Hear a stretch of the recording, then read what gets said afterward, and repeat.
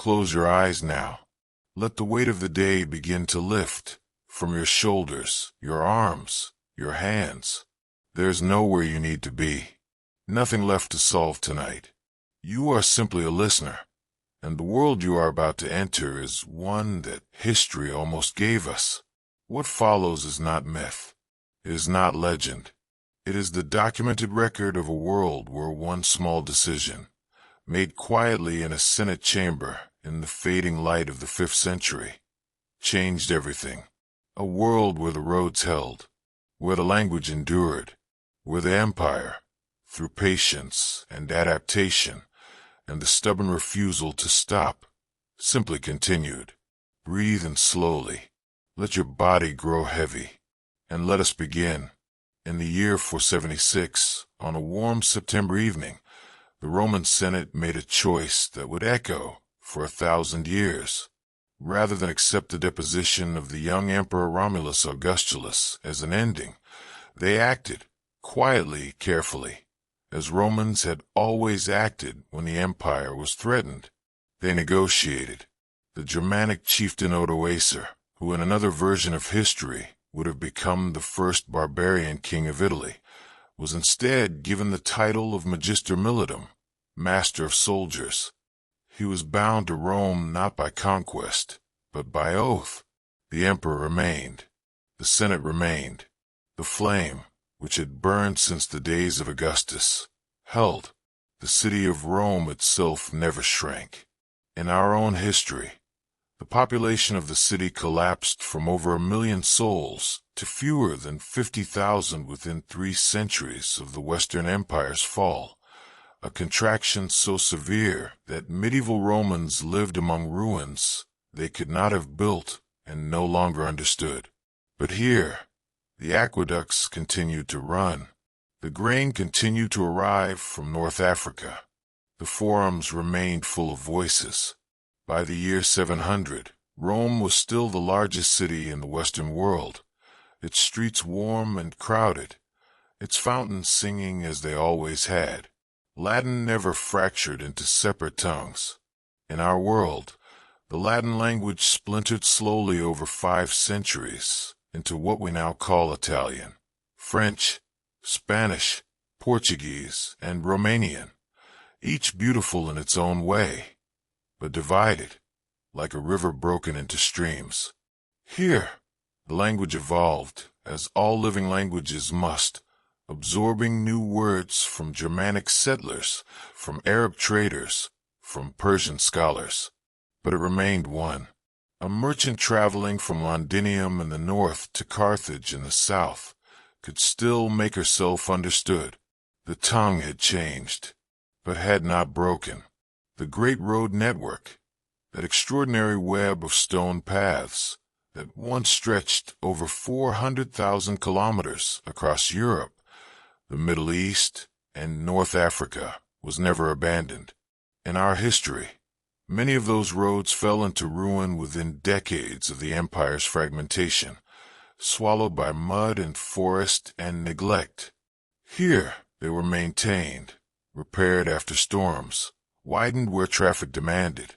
By the 8th century, a new harder paving technique had replaced the old in many provinces. Letters that once took weeks now took days. Soldiers moved. Merchants moved. Ideas moved.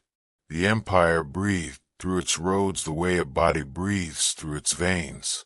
The Library at Alexandria, one of the great sorrows of our own history, slowly diminished by neglect, fire, and the chaos of a fragmenting world, survived here, whole and growing.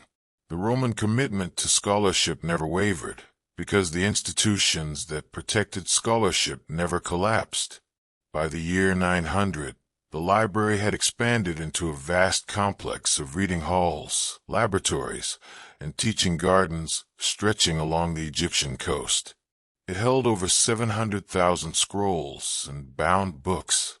Scholars came from as far as India and China to study within its cool stone corridors. It was, for many centuries, the memory of the world. Roman concrete, that remarkable and still not fully understood mixture of volcanic ash, lime, and seawater that allowed engineers to build harbors, domes, and monuments of breathtaking scale, was never forgotten here. In our world, the precise techniques were lost after the fall, not to be rediscovered until chemists analyzed ancient ruins in the 21st century.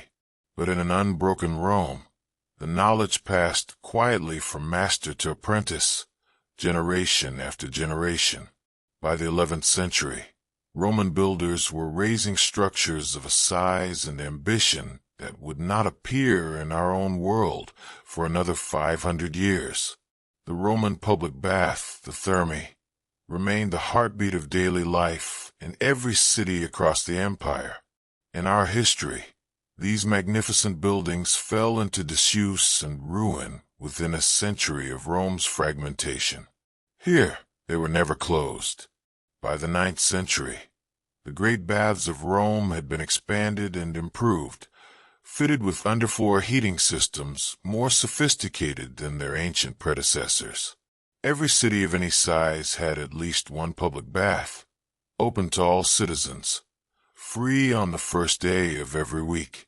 The culture of cleanliness they sustained kept waterborne illness at bay in ways that, elsewhere in the world, remained unmatched for 1,000 years. Trade across the Mediterranean never contracted. In our world, the fracturing of the Western Empire caused long-distance commerce to collapse almost entirely within 2 generations, forcing most communities into subsistence farming and local barter, shrinking the known world to the distance a person could walk in a day. Here, the sea remained Roman safe, patrolled by the imperial fleet, busy with ships carrying grain from Egypt, oil from Spain, wine from Gaul, silk from the East, and spice from India. The Mediterranean was, as it had always been, Mare Nostrum, our sea, and so it stayed. And so, as the 5th century gave way to the 6th, the empire continued, changed but continuous, like a river that has taken a new course but has not ceased to flow. It was not a paradise. It was not without suffering, or cruelty, or injustice. It was a human thing, and all human things carry their shadows. But the lights were on, the roads were open, the books were safe, and somewhere in a warm bath in the heart of Rome, a stonecutter and a senator sat in the same steaming water, arguing about the price of wheat, while outside, the aqueducts sang their soft, eternal song. Let those images settle now. Feel yourself grow heavier. The water is warm. The evening is quiet. The empire breathes around you like something ancient and alive. And you are drifting, gently drifting, into the long and unbroken story of a world that never let go. The night deepens now. Your breath slows. Somewhere, a lamp flickers in a Roman window, casting gold light on stone walls that have stood for 6 centuries. We continue our journey forward through time, not our time, but this other time, this quieter and more patient world. Let yourself sink a little deeper, and listen. Education in an unbroken Roman world was never the exclusive province of priests or aristocrats. The empire had always valued literacy. Roman law required it, commerce depended on it, and the army promoted it. By the 7th century, a network of public schools operated in every major city, funded by the imperial treasury. Children of freedmen attended alongside children of merchants and minor officials. The curriculum was rigorous: Latin grammar, rhetoric, mathematics, philosophy, and natural history. It was imperfect and unequal, as all human systems are, but it was there, and it endured. The Roman numeral system, so cumbersome for complex calculation, was gradually and gracefully replaced. In our world, Hindu-Arabic numerals, including the revolutionary concept of zero, reached Europe through Arab scholars around the 10th century, and were not widely adopted for centuries after that. Here, the empire's continuous trade relationships with Persia, India, and the Arab world accelerated this exchange. By the year 750, Roman mathematicians were working with zero, with negative numbers, with the early principles of algebra. The abacus gave way to the written calculation.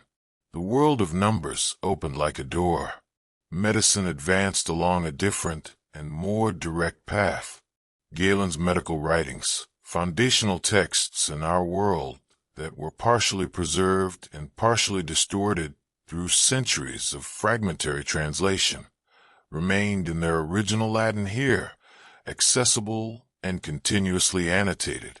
By the year 900, Roman physicians had developed a working theory of contagion, observing that certain illnesses spread between people through proximity and shared water.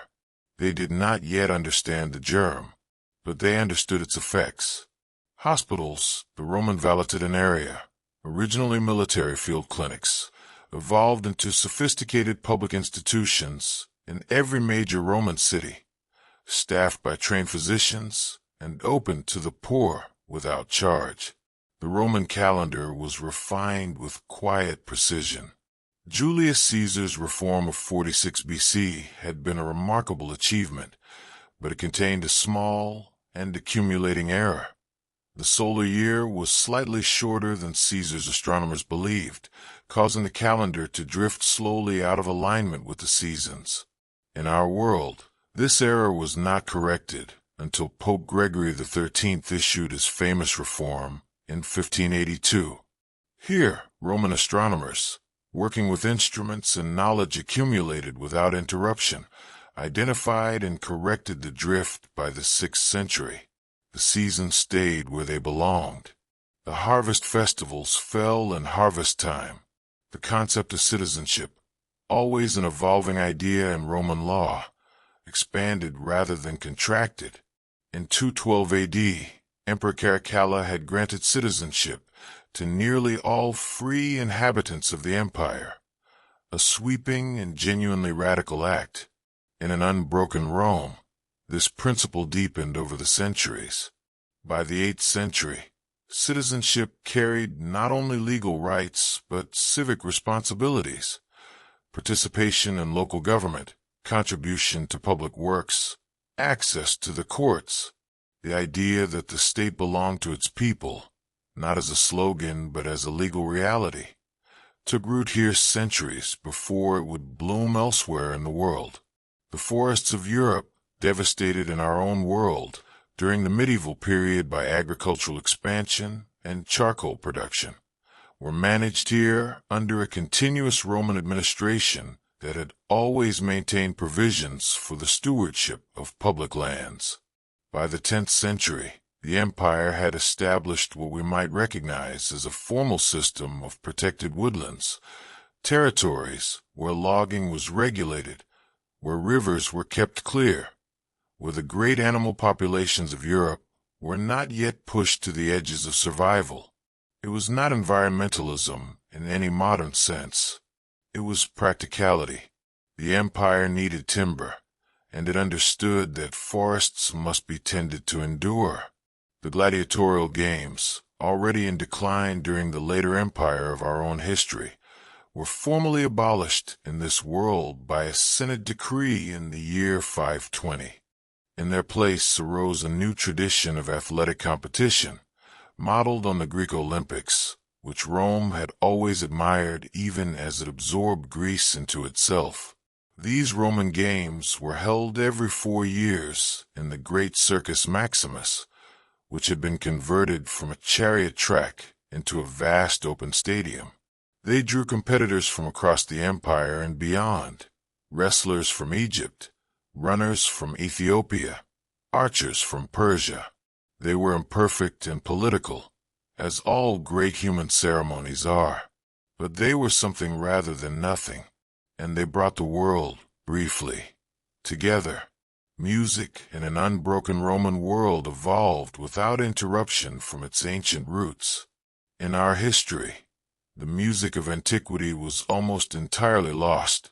We have descriptions, fragments of theory, a handful of notations, but no living tradition connecting us to what the Romans actually heard. Here, musical notation systems were developed and preserved. By the 9th century, Roman composers were writing polyphonic music, music with multiple independent vocal lines woven together, a development that in our world would not emerge until the late medieval period. The churches of Rome rang with harmonies that, in our timeline, did not exist for another 300 years. The position of women in Roman society, always more complex and varied than simple summary allows, shifted gradually but meaningfully over the centuries of the unbroken empire. Roman women of property had always enjoyed more legal rights than their counterparts in many other ancient cultures. The right to own property, to conduct business, to divorce. By the 8th century, a series of senatorial reforms had extended these rights more broadly, allowing women of all classes to bring legal cases in their own names, to inherit equally with male siblings, and to hold certain civic offices in municipal government. It was not equality, but it was movement, and it did not stop. You are deeper now. The day has receded entirely. There is only this, the soft sound of a world that took a different road, and the slow, warm weight of sleep settling over you like a wool cloak on a winter evening. Rest. We will continue when you are ready. You are still here, still listening, and that is enough. Let your thoughts float past like clouds. You don't need to hold any of them. The story continues. The empire continues. Centuries are passing like slow water, and we are watching from a quiet place above it all, unhurried, untroubled. Breathe, and let us go on. The Roman Empire in this world did not remain static in its borders. Empires never do, but its expansions were slower, more deliberate, more often accomplished through treaty and trade than through conquest. By the 7th century, a formal diplomatic corps had emerged, professional ambassadors, trained in foreign languages and customs, representing Roman interests at the courts of Persia, of the Frankish kingdoms, of the kingdoms of sub-Saharan Africa. Rome did not always get what it wanted from these negotiations, but it was present at the table, and presence, over centuries, shapes the world. The relationship between Rome and the peoples of Northern Europe transformed over time into something neither pure absorption nor pure conflict. Germanic languages and customs were welcomed into the empire's broad cultural embrace. Roman poets began writing in hybrid forms, mixing Latin with the rhythms of Germanic verse. Germanic festivals were incorporated into the Roman calendar. The midwinter celebration that in our world became Christmas here became a grand civic occasion combining Roman Saturnalia traditions with the Norse celebration of the returning sun.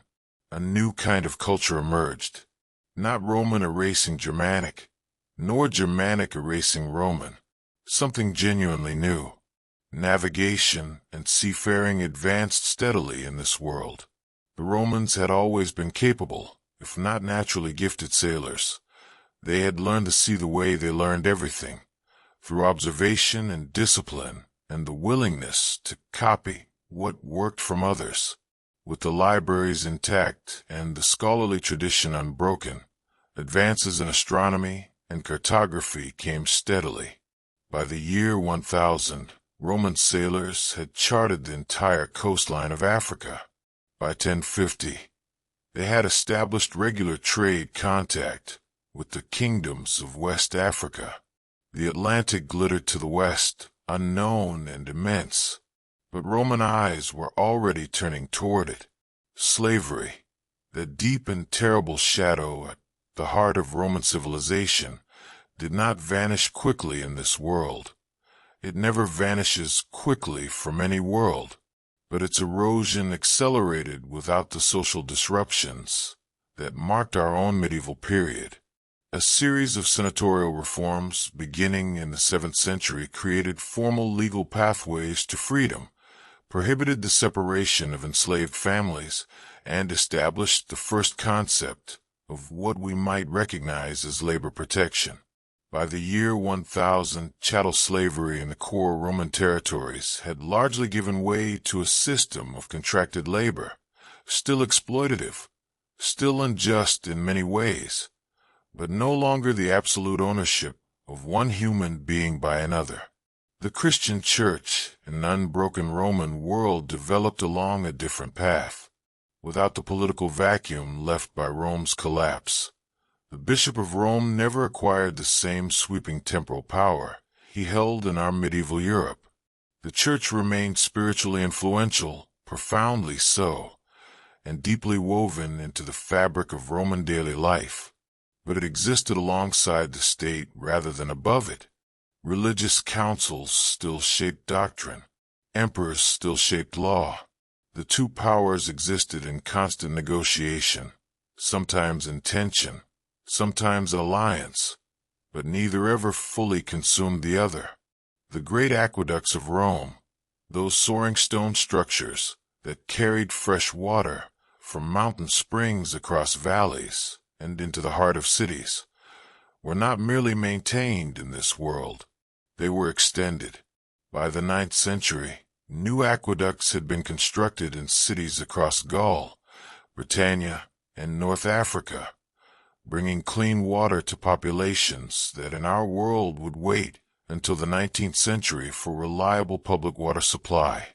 Waterborne disease, dysentery, cholera, typhoid, was not eliminated, but it was dramatically reduced. People lived longer. Children survived infancy at higher rates. The simple engineering of moving water changed everything. Agriculture in the unbroken empire benefited from the continuous exchange of knowledge across its vast territory. Crop varieties from Egypt, Syria, and North Africa were systematically introduced to the cooler climates of Gaul and Britannia through imperial agricultural programs. By the 8th century, Roman farmers in northern provinces were growing crops that their predecessors had never seen, using irrigation techniques borrowed from the East and composting practices refined over generations. Famine still occurred, where there is no respecter of empires, but they were less frequent, less severe, and more quickly addressed. The Roman army itself evolved over the centuries of the unbroken empire, not just in tactics and equipment, but in its fundamental character. Foreign soldiers were fully incorporated into Roman units, trained alongside Roman recruits, taught Latin, granted citizenship after service. By the 7th century, the Roman legions contained soldiers from every corner of the known world. They were not Roman by birth, but they were Roman by choice, and that, the empire had always believed, was the truer kind. Philosophy in an unbroken Roman world never experienced the long sleep it endured in our own medieval period. The works of Plato and Aristotle, preserved in full in the libraries of Alexandria and Rome, were continuously read, debated, and built upon. By the 9th century, Roman philosophers were engaging seriously with questions that in our world would not be asked until the Enlightenment. Questions about the nature of knowledge, about the relationship between the individual and the state, about the basis of moral obligation. These were not idle academic exercises. They were conversations that shaped law, that influenced emperors, that slowly and unevenly shifted what the empire believed about itself and its people. The centuries turn. The torches are lit in the forum. Somewhere a philosopher is writing by lamplight, and a child is falling asleep to the sound of a fountain. And you are already more than halfway there. Let the warmth take you. Let the story hold you. Rest now, deeper now, Each breath carries you further from the day, further into the quiet. The empire stretches around us in every direction, east to the Persian border, west to the Atlantic shore, north to the great forests of Germania, south to the edge of the Sahara. It is vast, and it is old, and it is still, somehow, one thing. Listen, we go east tonight. The relationship between Rome and Persia, in our history a long and costly rivalry that drained both empires, was transformed in this world by a series of diplomatic agreements beginning in the late 6th century. The two great powers, recognizing that neither could destroy the other, established a formal peace that included shared trade routes, mutual recognition of borders, and an exchange of scholars.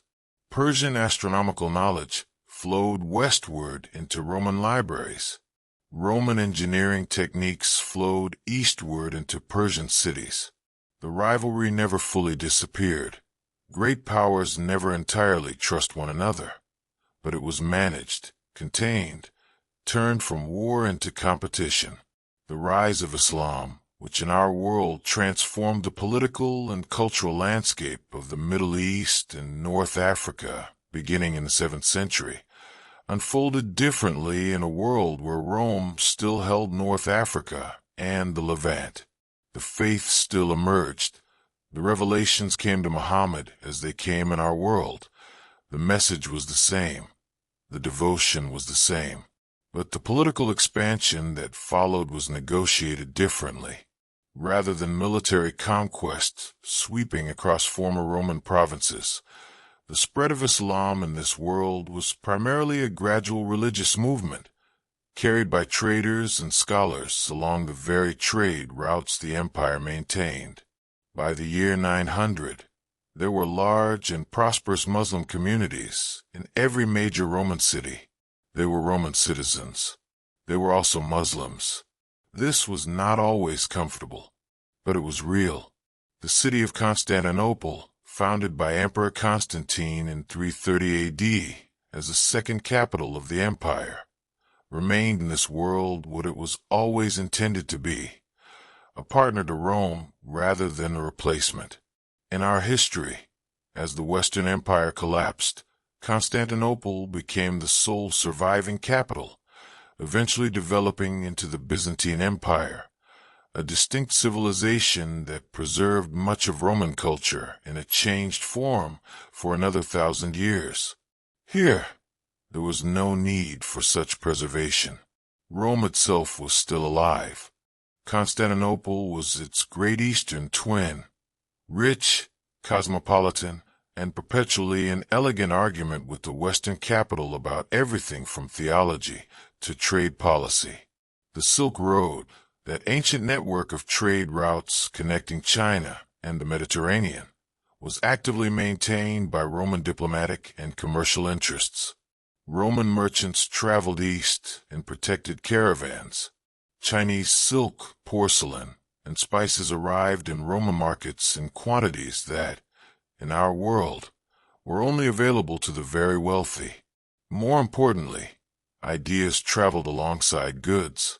Chinese paper-making technology reached Rome by the 7th century, 200 years earlier than in our world, and the effect on scholarship, on record-keeping, on the spread of knowledge, was immediate and profound.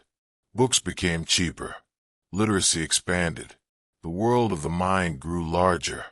India, always present at the edge of Roman awareness, became more fully integrated into the empire's economic and intellectual world.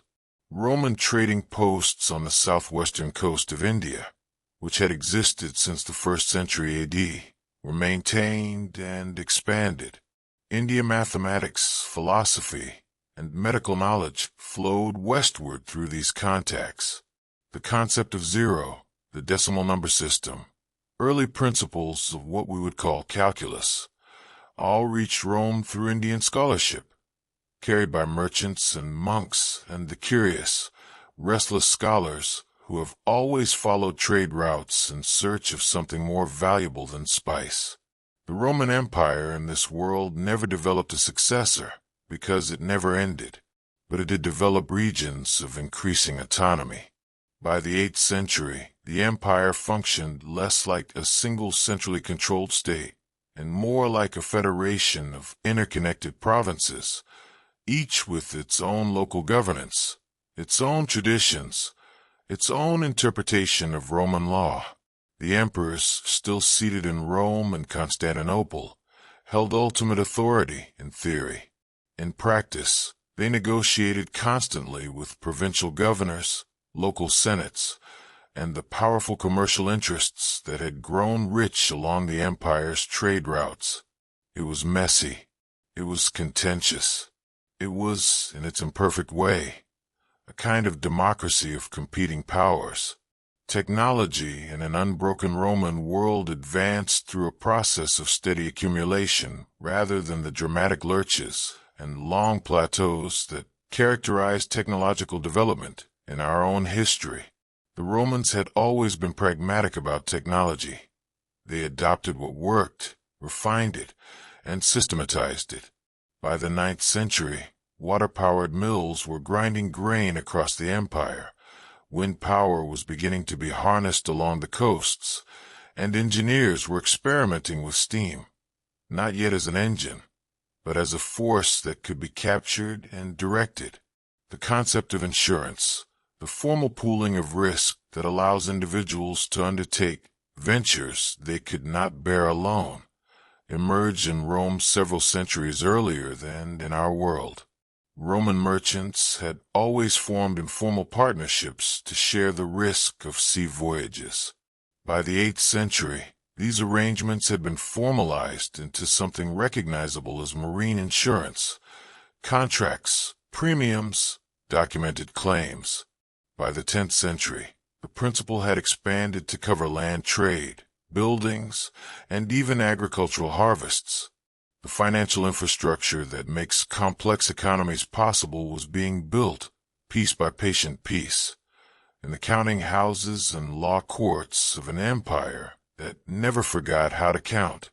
And in the East, on the far edge of the empire's awareness, the great civilizations of China and Japan continued their own extraordinary development, largely independent, occasionally in contact, always present at the edge of the Roman imagination. Roman scholars wrote of China with a mixture of accurate observation and wild speculation. Chinese scholars wrote of Rome with the same mixture.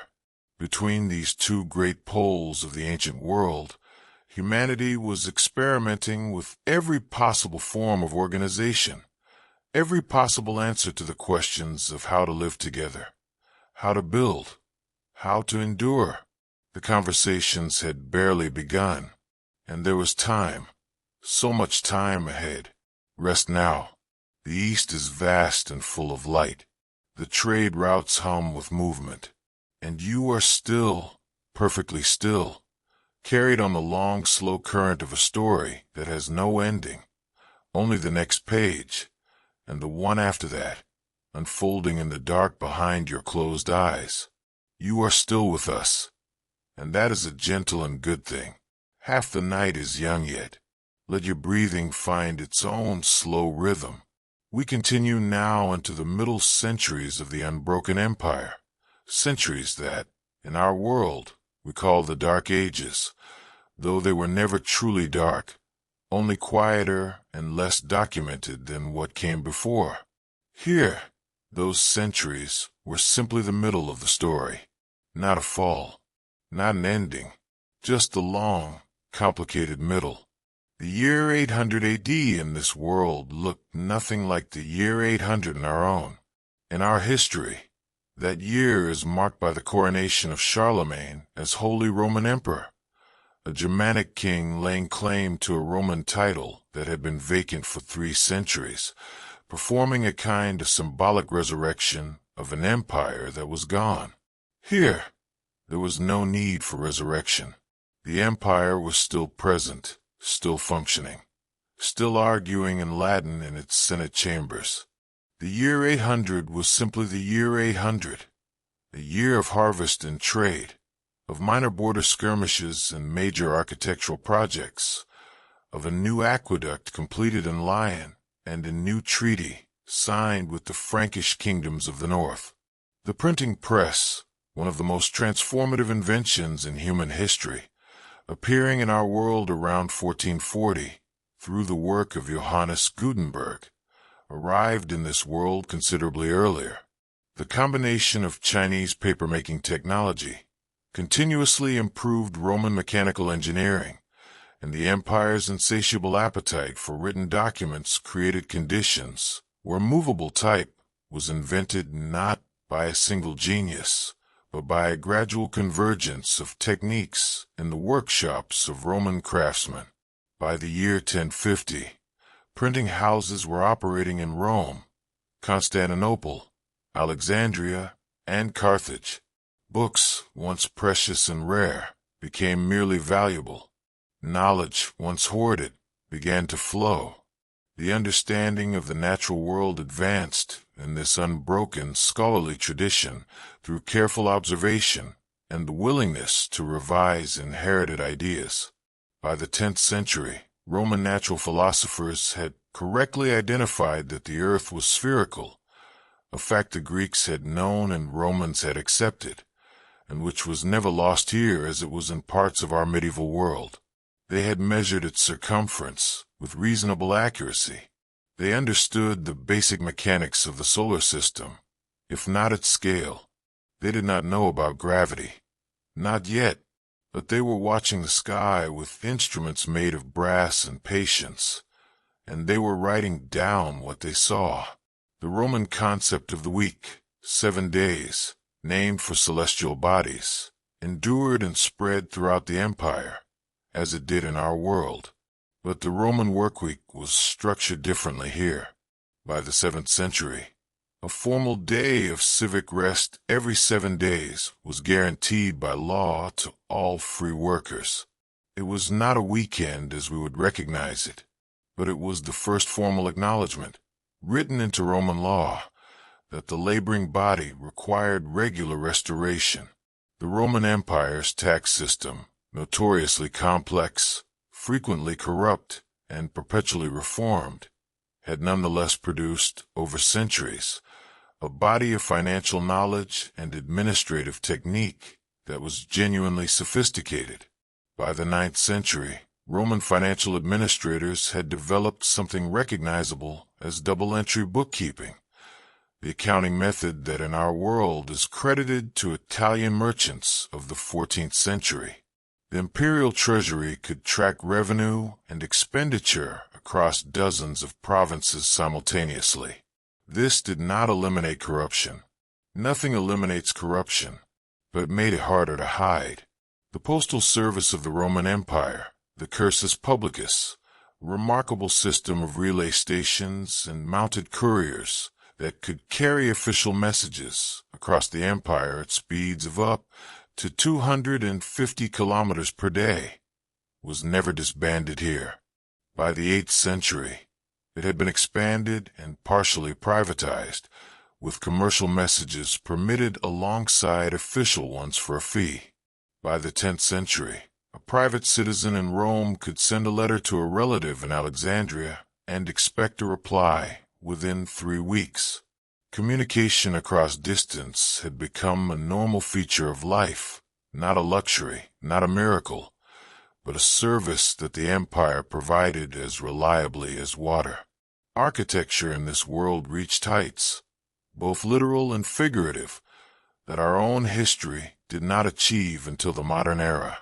With Roman concrete techniques preserved and continuously improved, and with the accumulated engineering knowledge of 12 centuries, Roman architects of the 10th and 11th centuries were designing structures of extraordinary ambition, domes that spanned distances previously thought impossible, towers that rose to heights that would have seemed fantastical to their predecessors. The great Cathedral of Jupiter in Rome, begun in the 9th century and completed after 4 generations of work, had a dome wider than anything built in our world before the 20th century. The practice of growing and preparing food evolved differently in an unbroken Roman world. The empire's continuous contact with North Africa, the Middle East, and eventually South and Southeast Asia meant that ingredients and techniques flowed into Roman kitchens in a steady and uninterrupted stream. By the 10th century, Roman cuisine incorporated spices, vegetables, and preparation methods from across the known world, creating a culinary tradition of extraordinary complexity and variety. The Romans had always loved food. Their cookbooks and dining customs were a matter of imperial pride. Here, that love was fed by the whole world's pantry. And through all of this, through the centuries of building and trading and arguing and reforming, the fundamental Roman character persisted, not unchanged, not unchallenged, but present. The belief that law mattered, that civic life was worth investing in, that the world could be improved by human effort applied systematically and patiently over time. These were not uniquely Roman beliefs, of course. Every civilization has held them in some form, but Rome had held them for long enough and written them into enough stone and law and habit that they had become something structural, the foundation beneath the foundation. The lamps are low now. The city rests, and you rest with it, deeper than before, quieter than before. Your breath is slow and steady as the turning of a very old world. We have more to tell. It will wait. Sleep is patient, and so is Rome. 1 hour has passed. Can you feel it, the deep, soft weight of genuine rest beginning to gather in your limbs? You are doing beautifully, simply staying here, breathing, listening. The story continues, and you don't need to hold on to any of it. Just let it drift through you, like warm water. The Empire is studying the sky tonight. Come. Astronomy in the unbroken Roman world benefited from 12 centuries of continuous and systematically recorded observation. The Roman tradition of watching the sky, for agricultural purposes, for religious occasions, for navigation, never ceased, and each generation added its observations to those of the last. By the year 1000, Roman astronomers had documented the movements of all the visible planets with a precision that in our world was not achieved until Tycho Brahe in the 16th century. They could predict eclipses years in advance. They understood the relationship between the moon and the tides. The universe was strange and vast, and they were paying attention. The first university in this world, a formal institution of higher learning with structured curricula, examinations, and the granting of recognized credentials, emerged not in medieval Bologna, as in our history, but in Rome itself, in the year 870, built on the ancient foundations of the schools of rhetoric and philosophy. By the 10th century, universities had been established in Alexandria, Carthage, Constantinople, and Lugdunum, the city we call Lion. They were imperfect institutions, riven with politics and privilege, but they were there, and through their gates passed generations of physicians, engineers, lawyers, and philosophers who would shape the world that followed. The study of chemistry, or what the Romans called the art of transformation, inherited partly from Egyptian traditions of metalworking and glassmaking, advanced steadily in an environment where scholarship was valued and libraries were intact. By the 11th century, Roman chemists had isolated and cataloged dozens of substances, understood basic principles of combustion and oxidation, and developed techniques for distillation that would have seemed like sorcery to their ancestors. They were not yet scientists in the modern sense, but they were asking the right questions, and they were writing down the answers. The Roman art of glassmaking, already sophisticated in the classical period, capable of producing blown glass of remarkable clarity and delicacy, continued to evolve without interruption. By the 9th century, Roman glassmakers had developed lenses, pieces of glass ground to specific curvatures that could magnify or clarify vision. The first Roman spectacles appeared around the year 950, 5 centuries earlier than in our own history. For the scholars and scribes and aging senators who wore them, it was as if the world had been given back to them in detail they had thought forever lost. Books could be read again. Stars could be mapped in finer resolution. The lens changed everything it touched. Mathematics, fed by Indian numerical concepts, Persian algebraic techniques, and the continuous tradition of Greek geometry, reached extraordinary levels of sophistication in the Roman scholarly world of the 10th and 11th centuries. Roman mathematicians were working with concepts of infinity and limit, the foundations of what we call calculus, 3 centuries before Newton and Leibniz would independently discover them in our own world. They were circling the truth, approaching it from multiple directions, generation after generation, the way the empire itself had always approached its greatest challenges, slowly, collectively, and with patience that bordered on geological. Music theory, supported by the continuous preservation of Greek musical philosophy and the unbroken development of Roman musical practice, had by the 10th century produced notation systems capable of capturing complex polyphonic compositions and writing. Composers could write down exactly what they imagined, and performers in cities they had never visited could reproduce it with reasonable accuracy. Music became, like literature, something that could travel, that could outlive its creator, that could be revised, built upon, transformed. The study of the human body advanced in this world without the interruptions that slowed it in our own. In medieval Europe, the dissection of human bodies for study was generally prohibited by religious authority. Here, the tradition of medical study that the Romans had inherited from the Greeks was never fully suppressed. By the 10th century, Roman medical schools were conducting regular anatomical studies, developing an understanding of the body's internal structures that would not be achieved in our world until the work of Vesalius in the 16th century. The question of what lay beyond the Atlantic Ocean had begun to occupy serious Roman minds by the 11th century. The theoretical framework was there. The Earth was known to be spherical. Its circumference was roughly estimated. Roman sailors, emboldened by improved navigation techniques and better-built ships, began making exploratory voyages into the Atlantic in the early 11th century. They found the Azores. They found the Canary Islands.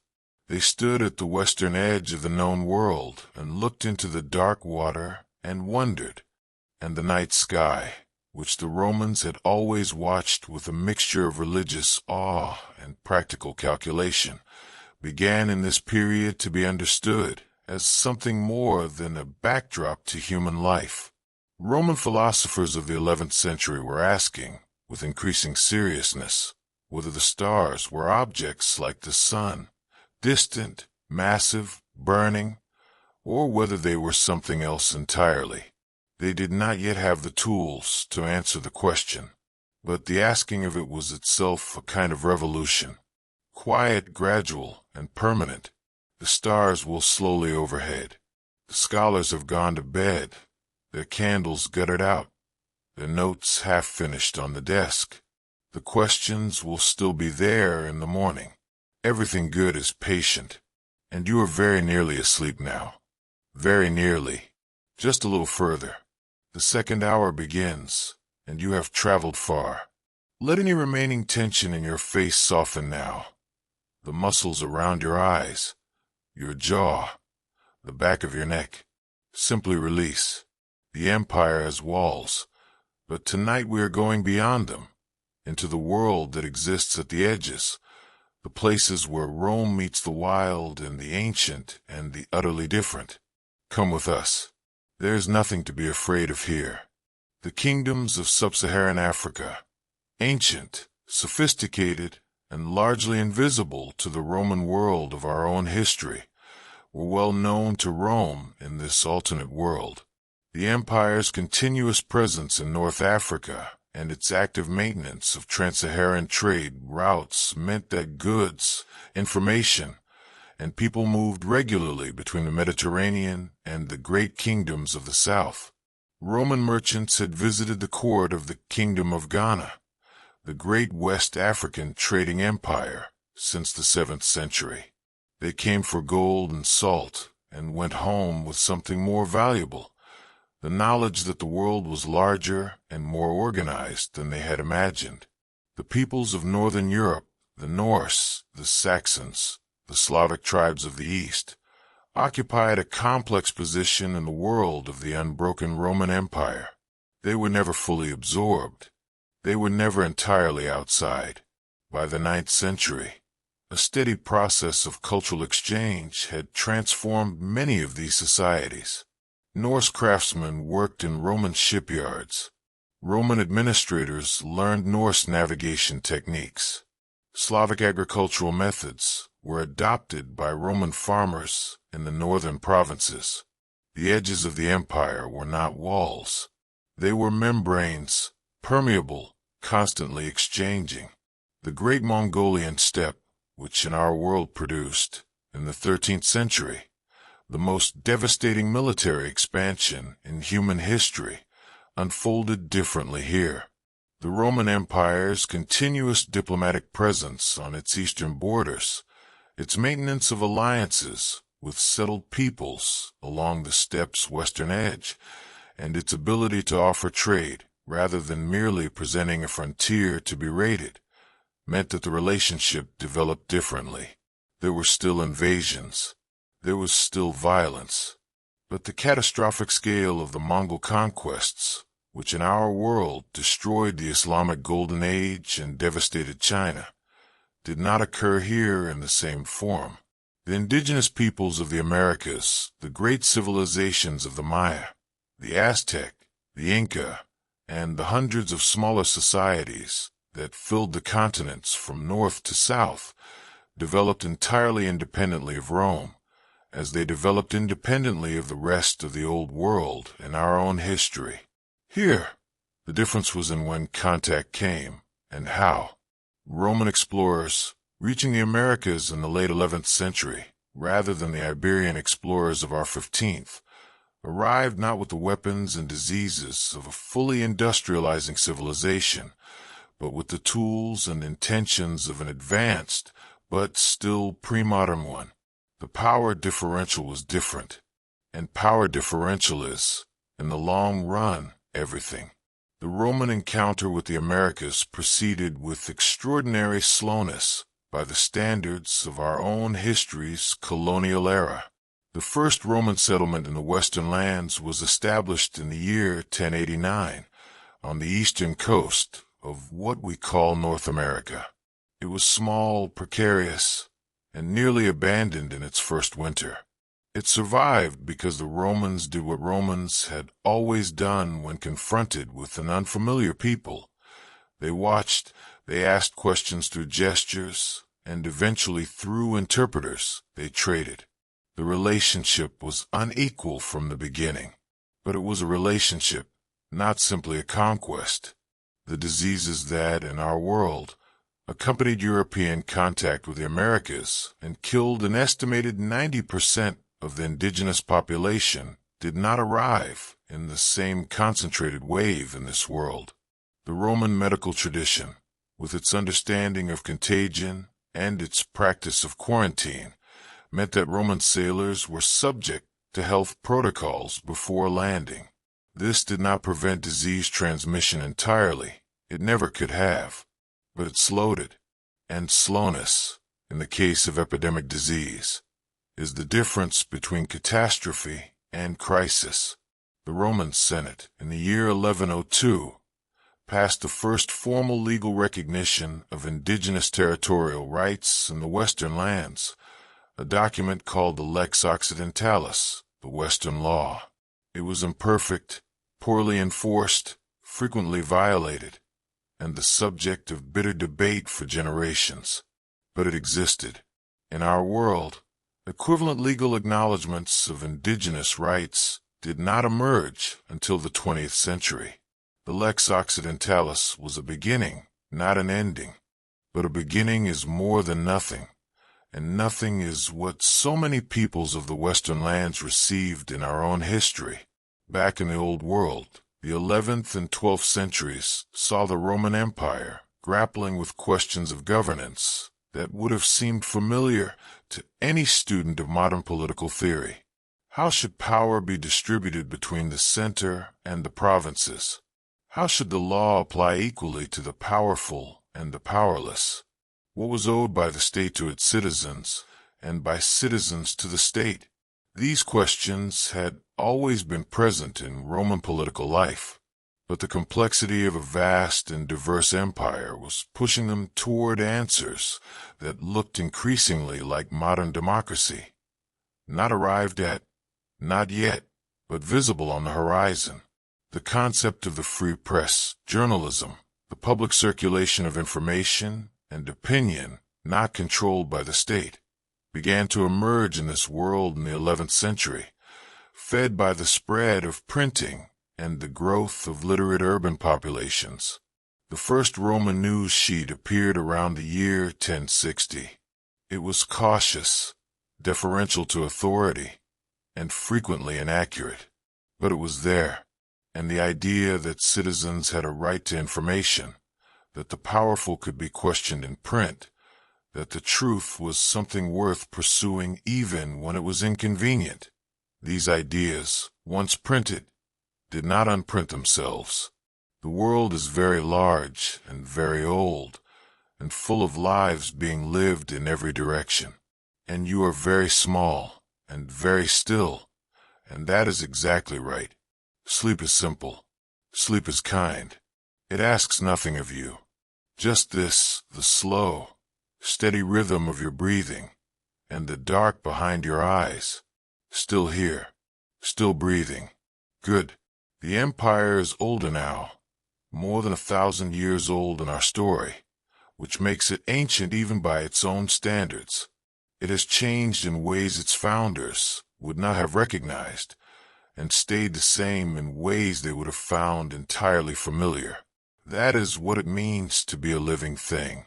Come, there are still questions to ask. The Roman Empire of the 12th century was not the Roman Empire of the 5th. Nothing that lives for 700 years remains unchanged. The institution of the emperor itself had evolved, no longer the absolute sovereign of the early empire.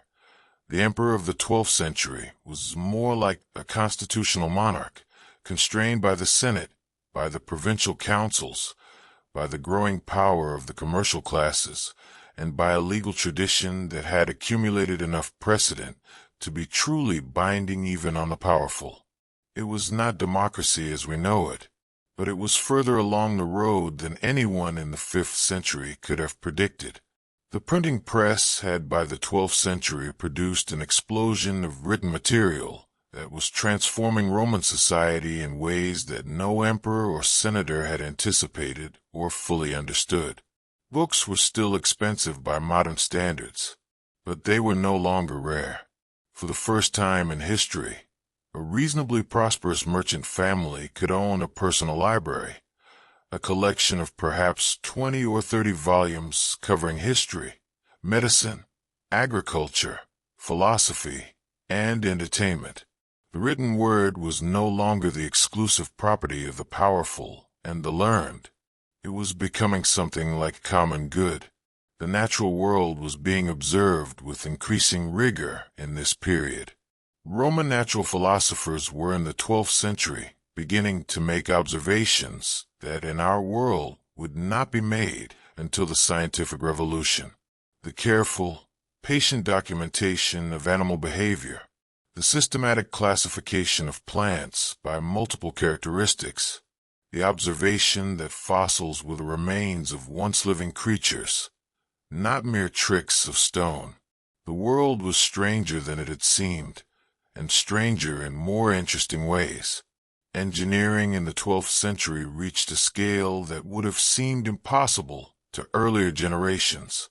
The Great Bridge across the Strait of Messina, connecting the Italian peninsula to Sicily, was completed in the year 1134 after 40 years of construction.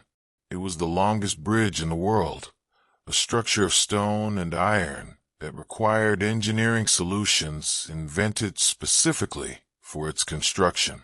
Human beings had been building bridges for thousands of years, but they had never built one like this.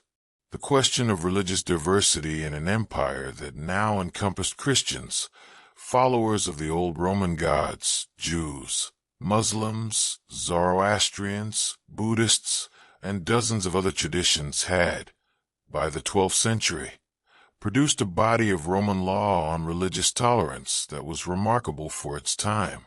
The principle that different communities could practice different faiths within the same legal system, could be citizens of the same empire, could live as neighbors without requiring the conversion of one to the other.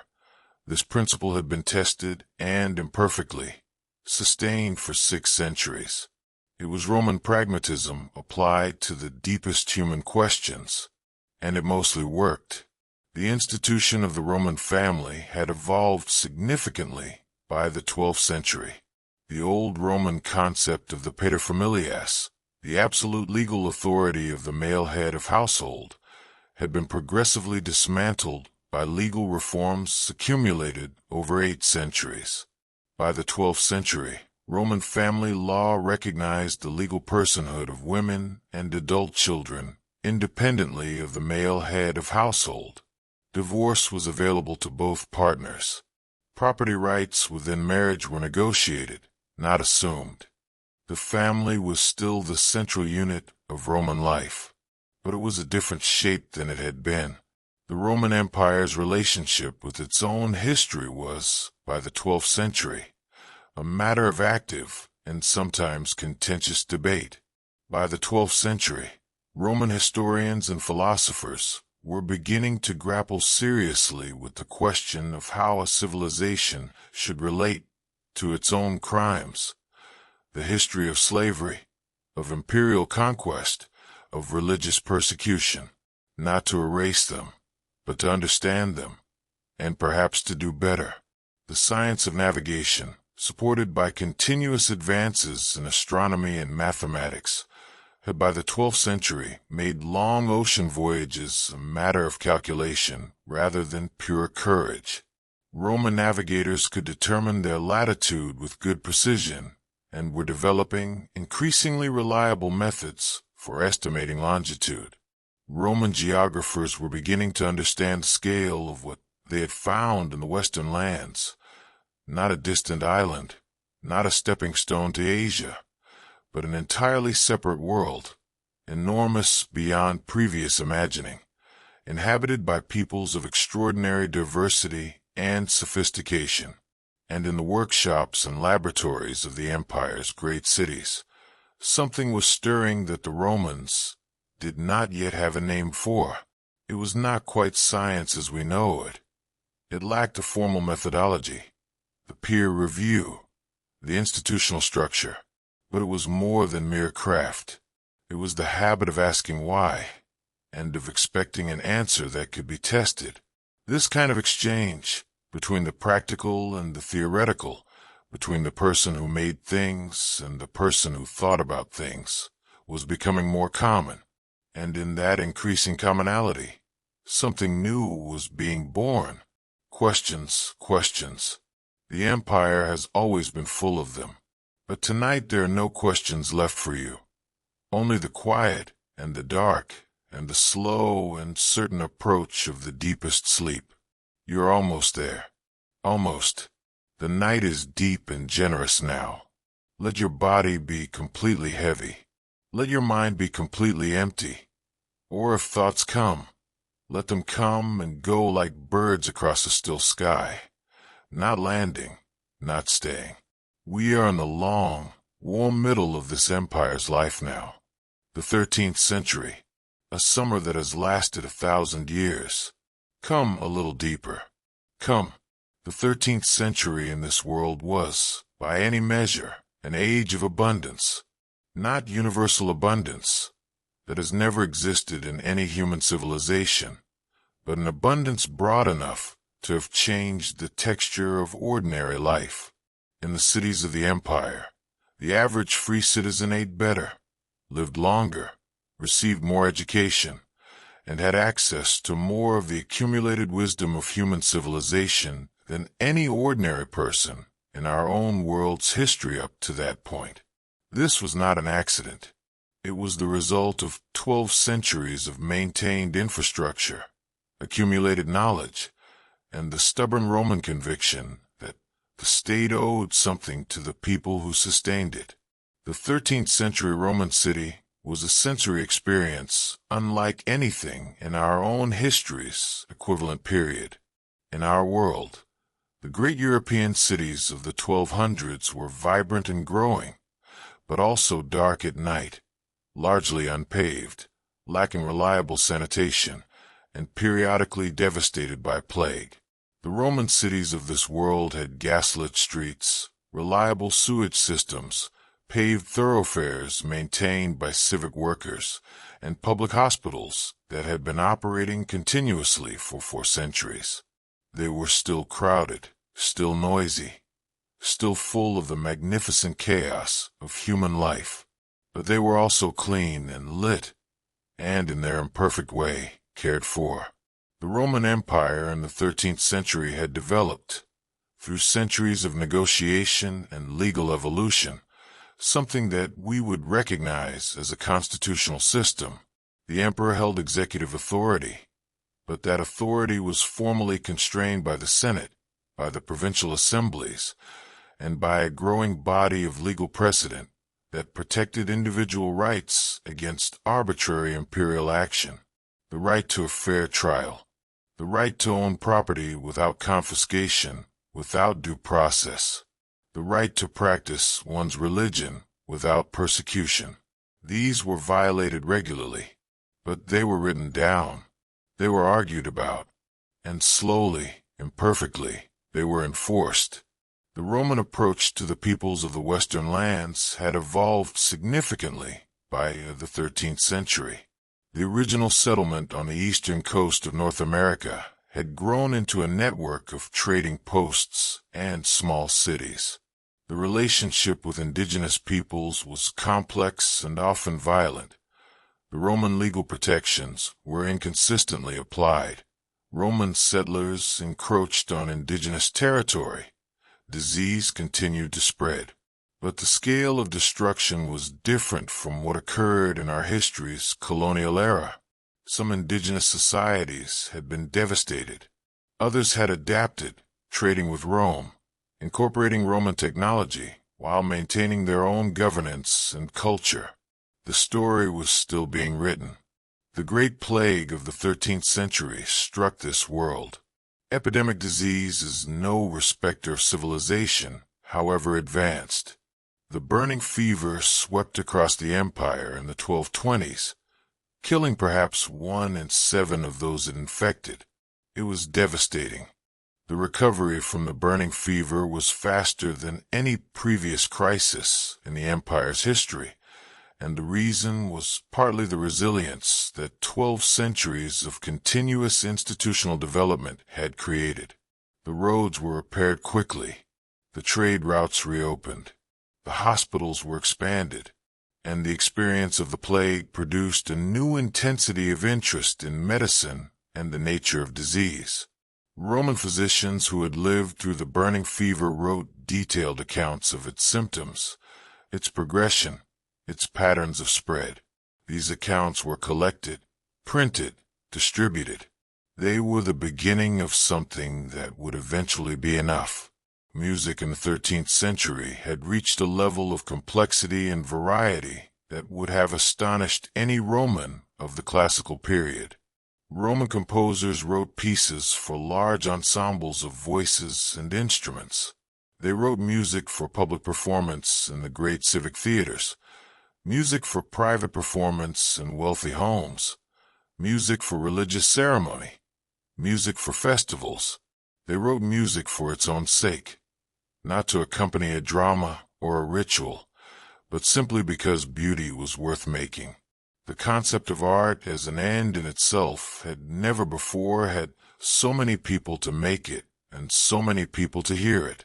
The Roman legal tradition, by the 13th century the longest and most continuously developed legal system in human history, had produced a body of law of extraordinary sophistication. Roman lawyers of this period were arguing about questions of contract, of property, of criminal procedure, of international relations, in ways that would not seem foreign to a modern lawyer. The concept of legal personality, the idea that organizations as well as individuals could hold legal rights and obligations, had been extended to commercial companies, religious organizations, civic guilds, and even, in limited form, to the indigenous peoples of the Western lands, and the ordinary people of the empire, the farmers and craftsmen and merchants and soldiers and teachers and physicians and parents and children who made up the vast, unnamed majority of the human story, lived lives that were recognizably human in all the ways that matter. They loved and lost and worried and celebrated. They argued with their neighbors and reconciled with their families. They planted gardens and watched their children grow. They grew old. They told stories to their grandchildren about how things used to be, and the grandchildren half listened, impatient with the past, hungry for the future. In this, at least, they were exactly like us. The ordinary lives. That is where the history actually lives, not in the Senate chambers or the engineering workshops or the libraries, but in the 10,000 ordinary moments that leave no record and need none. Rest. You are ordinary in the best possible way, and the world holds you gently. We are deep in the second hour now, and you may be drifting in and out. That is exactly right. You don't need to follow every word. Let the words come and go. The story continues whether you follow it closely or let it simply wash over you like the sound of a river at night. Either way, you are resting. Either way, you are safe. Come, we are in the 14th and 15th centuries now. The world is changing again. The 14th century brought the Roman Empire face to face with the consequences of its own success.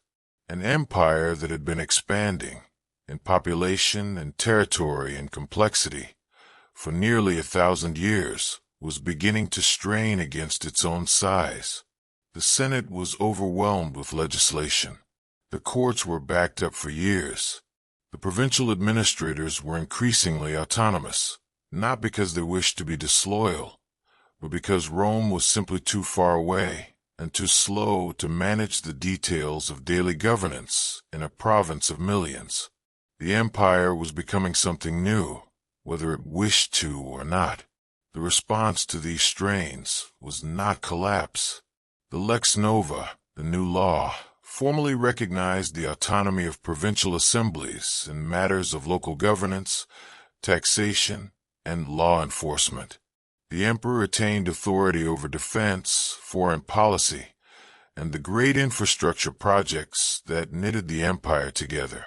Everything else was, formally and legally, a matter for the provinces.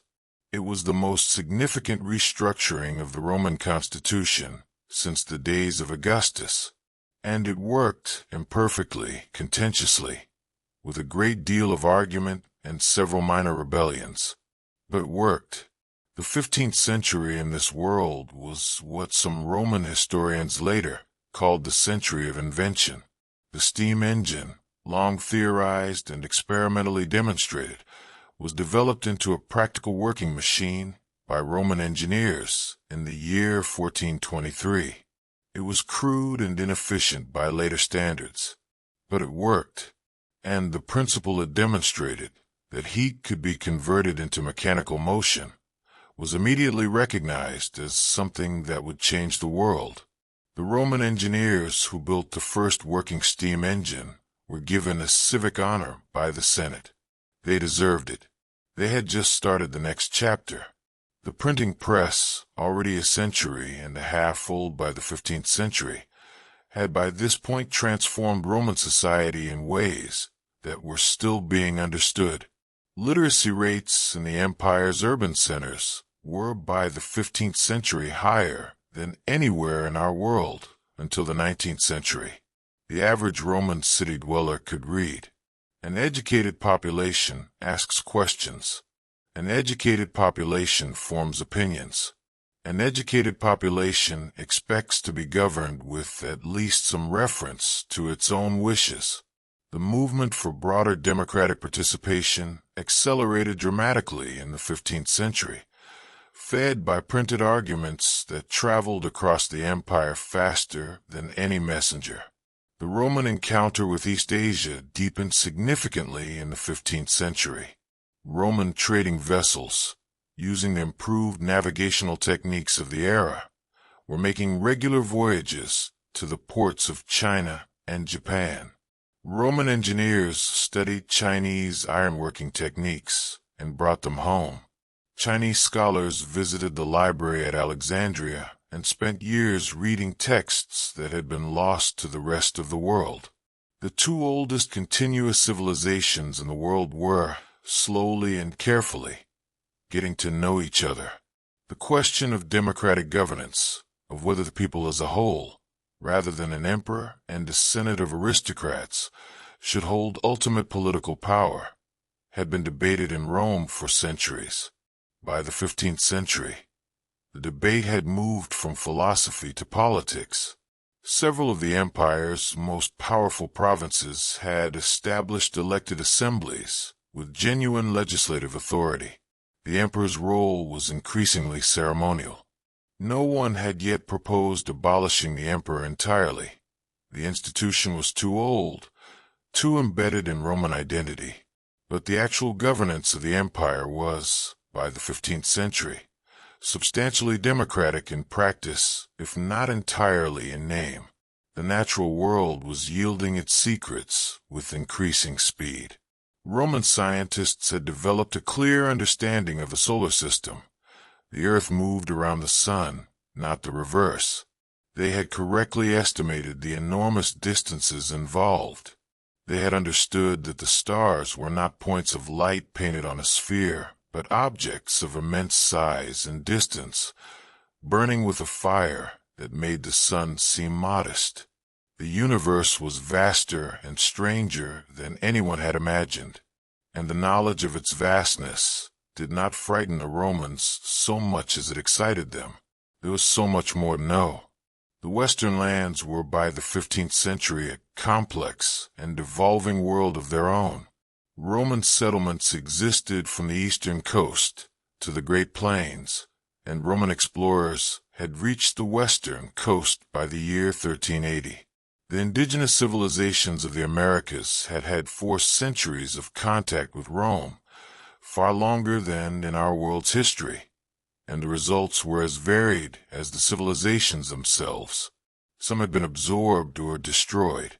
Others had adapted and grown powerful in new ways, incorporating Roman technology and trade while maintaining their own political independence.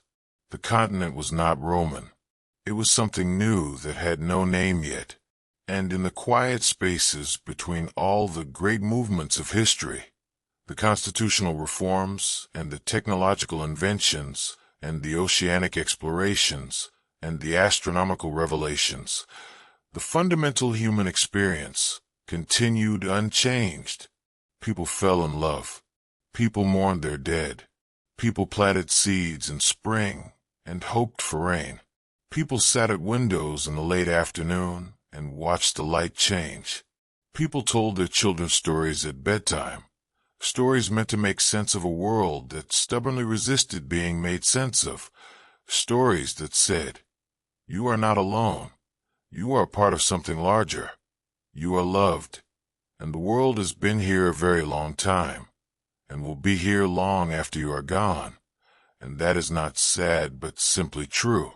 The world turns, the seasons come and go, and you are very, very nearly asleep now.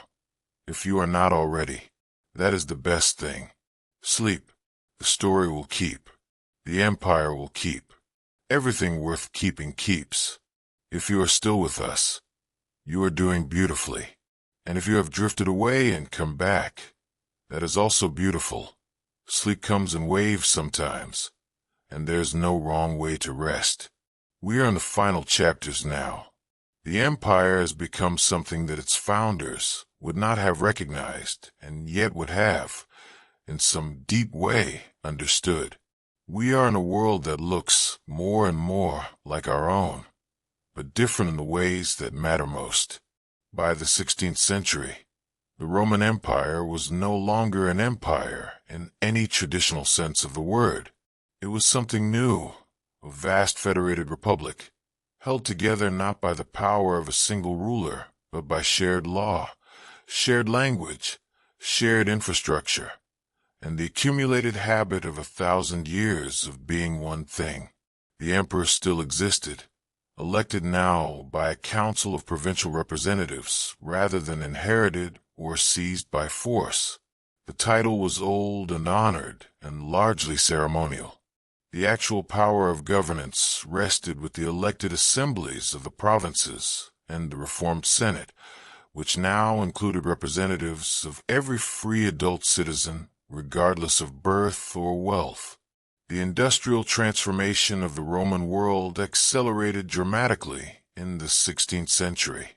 Roman factories produced textiles, iron goods, paper, glass, and ceramics on a scale that no previous civilization had achieved.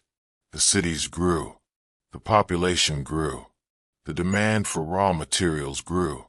These changes brought wealth and also brought new forms of misery. The exploitation of factory workers, the pollution of rivers and air, the crowding of cities beyond their sanitation system's capacity to cope. The Romans were not the first civilization to make these mistakes, but they were perhaps the first to recognize them as mistakes while they were still being made. The labor movement, the organized effort of working people to improve their conditions through collective action, emerged in Rome in the mid-16th century. Roman labor guilds, which had existed in various forms since the Republic, transformed into something more confrontational and more effective. Strikes occurred. Some were crushed. Others succeeded. The law slowly shifted to recognize the right of workers to organize and to bargain collectively. It was not a gift. It was one. The study of electricity became, in the 16th century, a serious scientific discipline. Roman natural philosophers conducted systematic investigations of electrical phenomena. By the end of the century, they had identified the basic properties of electrical charge, had discovered that it could flow through certain materials and not others, and had built the first primitive electrical generators. The practical applications were not yet clear, but the force itself was understood, and that understanding would, within 2 more generations, change the world again. The Roman world's relationship with the natural environment became, in the 16th century, a matter of increasingly urgent public debate. The forests of Europe were under pressure from industrial demand. The rivers of the empire's manufacturing districts were visibly degraded. Roman physicians were beginning to document illnesses that appeared to be connected to environmental conditions. The Senate passed the first comprehensive environmental protection legislation in the year 1567, a body of law that regulated industrial emissions, protected waterways, and established the principle that the natural world was a common good that could not be destroyed for private profit. The telescope had been developed in this world 2 centuries earlier than in our own, a natural consequence of the lens-making tradition that had been advancing since Roman opticians first ground glass for spectacles in the 10th century. By the 16th century, Roman astronomers were observing the heavens with instruments of significant power. They had mapped the moons of Jupiter. They had observed the rings of Saturn. They had measured the distance to the nearest stars with reasonable accuracy. The universe was not a backdrop. It was a place, and human beings were beginning to understand that they lived in it. The concept of universal human rights was articulated formally for the first time in Roman law in the year 1589, in a document called the Declaratio Humanitatis. It drew on a tradition of Roman legal thought stretching back centuries, on the philosophical traditions of Greece and Persia and India, and on the practical experience of an empire that had governed dozens of different peoples for 1,000 years. It was imperfect. It excluded some who should have been included. It was violated constantly, but it existed, and the existence of a principle, even imperfect and violated, is not nothing. It is, in fact, the beginning of everything. Communication in the late 16th century was being transformed by electrical technology. The first electrical telegraph, a device that could transmit coded messages through wires at nearly instantaneous speed, was demonstrated in Rome in the year 1594. Within 20 years, telegraph lines connected the major cities of the empire. Within 50 years, they crossed the ocean to the western lands. The world became smaller still. A message that once took weeks to cross the empire now took minutes. The implications for commerce, for governance, for the simple human desire to communicate with people far away were incalculable. And in the late 16th century, in a small observatory on the outskirts of Alexandria, a Roman astronomer named Valeria Marciana made an observation that she almost didn't believe. She was studying a distant cluster of stars, but this cluster was moving in a way that the mathematics of gravity, as Roman scientists understood it, could not entirely account for. She checked her instruments. She checked her calculations. She spent 3 years checking and rechecking before she wrote down what she had seen and sent it to colleagues across the empire. She could not explain what she had observed. She could only describe it as precisely and honestly as she could. Science is, at its best, exactly that. The honest description of something you do not yet understand, offered to the world in the hope that someone else might. The observatory is quiet. The stars turn overhead, patient and indifferent and utterly beautiful. Valeria has gone home to sleep. And you are already there, or nearly there, or close enough that the difference no longer matters. Rest. The universe is very large and very patient, and it has nowhere to be. We have come a very long way together. From the September evening in 476, when a quiet choice changed everything, through 15 centuries of roads and libraries and ships and telescopes and elections and arguments and plagues and recoveries and ordinary lives. We arrive now at the end, or rather, not the end, because this world has no end, any more than our own does. We arrive at the present, at a world that is not so different from ours, not better in every way, not without its shadows and its failures and its great unfinished work, but different, continuous, unbroken. One final fact, and then sleep. In this world, the world where Rome never fell, the year 2025 looks something like this. The Roman Federal Republic spans most of Europe, North Africa, and the Middle East, governed by a democratic assembly elected by its citizens. The Western Hemisphere contains dozens of independent nations, some of them descendants of Roman settlements, most of them the nations of indigenous peoples who survived the long centuries of contact and built something new from the encounter. The world's languages are many: Latin in its modern forms, Germanic tongues, Slavic languages, Arabic, Hindi, Mandarin, the languages of the Americas, but Latin remains a lingua franca of international communication, as English is in our own world. Technology has followed a different path, but arrived at a similar place. Electrical grids, rapid transit, instantaneous communication, medical science capable of treating diseases that once killed millions. The great challenges of this world are recognizable: climate change, inequality, the slow and difficult work of making good on the promises of rights and dignity that have been made and imperfectly kept for centuries. The world is complicated and imperfect and full of people trying, in their various ways, to make it better. It is, in other words, human, stubbornly, beautifully, irrepressibly human, as it has always been, as it will always be. And now you know where the road not taken might have led, not to paradise.